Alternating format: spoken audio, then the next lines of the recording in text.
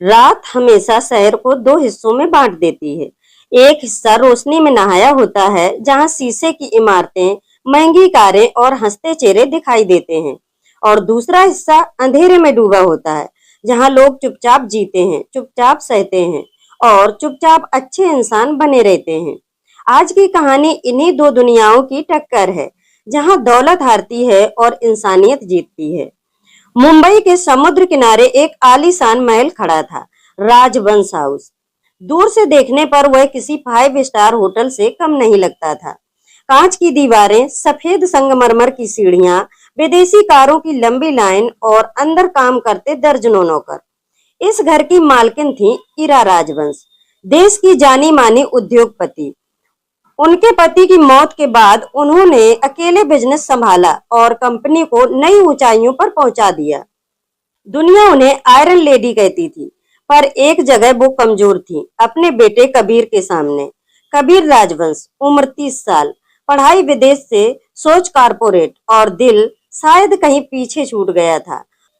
उसके लिए लोग दो तरह के थे, काम के और बेकार। एक शाम डिनर टेबल पर इरा ने प्यार से कहा, कबीर, अब तुम्हारी शादी के बारे में सोच लेना चाहिए। कबीर हल्की हंसी के साथ बोला, मॉम, मैं कोई इमोशनल ड्रामा नहीं चाहता। मुझे लाइफ पार्टनर नहीं, लाइफ स्टाइल मैच चाहिए। इरा चुप हो गई। उस रात उन्होंने पहली बार सोचा, मैंने इसे सब कुछ दिया, पर क्या इसे इंसान बनाना भूल गई? अगली सुबह इरा ने एक ऐसा फैसला लिया जिसने पूरी कहानी बदल दी। उन्होंने अपने वार्डरोब से कीमती साड़ियां हटाई, एक पुरानी सूती साड़ी निकाली, चेहरे पर झुर्रियों का मेकअप किया, बाल बिखेरे और खुद को एक गरीब बुजुर्ग औरत में बदल लिया। उनका मकसद साफ था, वो अपने ही साम्राज्य में जाकर देखना चाहती थी कि उनकी बनाई दुनिया में इंसानियत बची है या नहीं। राजवंश ग्रुप के ऑफिस के बाहर तेज धूप में वो झाड़ू लगाने लगी। तभी एक चमचमाती कार रुकी। उतरी तिरसा मेहता, फैशन इन्फ्लुएंसर, कबीर की सबसे करीबी दोस्त। इरा ने कांपती आवाज में कहा, बेटी, थोड़ा पानी मिल जाएगा? तिरसा ने घृणा से मुंह फेर लिया और गार्ड से बोली, इन लोगों को यहाँ मत आने दिया करो, पता नहीं कहां कहां से चले आते हैं।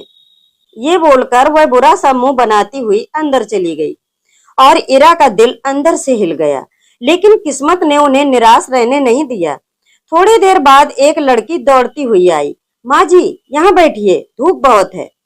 उसने अपना पानी दिया, अपना टिफिन खोला और बोली, आप मेरी माँ जैसी हैं और आपको पानी और खाने की बहुत जरूरत है। इरा राजवंश ने लड़की का नाम और काम पूछा तो उसने कहा, उसका नाम राधा है और राजवंश ग्रुप में जूनियर क्लर्क की पोस्ट में है।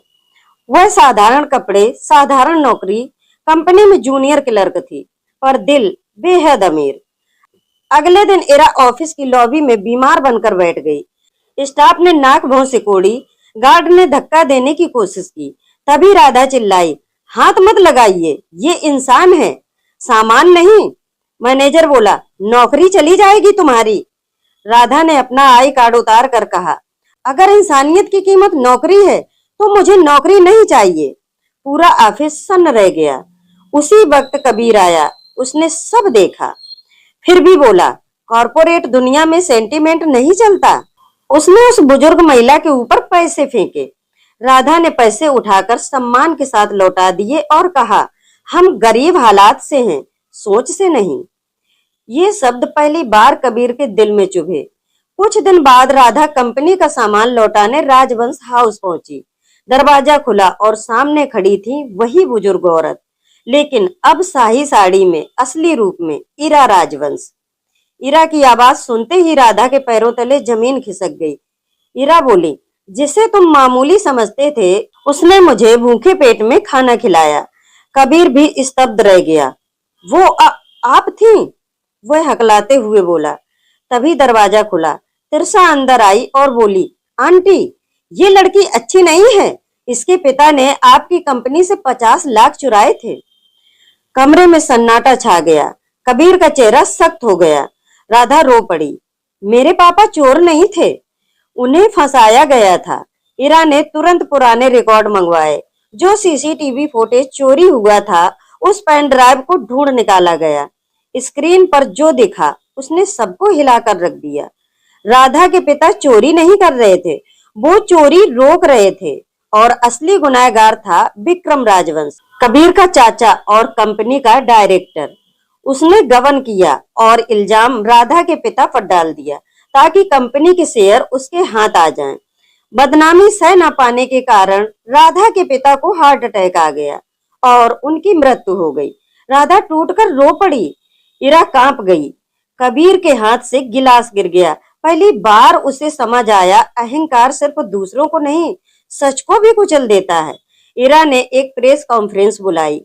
कबीर ने सिर झुकाकर कहा, हमने एक निर्दोष इंसान को अपराधी बना दिया था। उसके लिए हम राधा के पिताजी से माफी मांगते हैं और राधा से भी। और आज से राजवंश ग्रुप का पहला नियम होगा इंसानियत। विक्रम गिरफ्तार हुआ, राधा के पिता का नाम साफ हुआ। घर लौटते वक्त इरा ने अपने कंगन उतारकर राधा को पहना दिए और कहा, आज से तुम हमारे घर की बहू हो। कबीर बोला, मुझे भी माफ कर दो। बिजनेस मुझे आता है और इंसानियत तुम्हें, इसलिए तुम मुझे इंसानियत सिखा देना। दोस्तों, उस दिन राजवंश हाउस में कोई पार्टी नहीं हुई, लेकिन एक चीज लौटी थी, इंसानियत। क्योंकि याद रखिए, दौलत तिजोरी में रखी जाती है, पर असली अमीरी दिल में बसती है। और जिस घर में इंसानियत रहती है, वो घर कभी नहीं उजड़ता।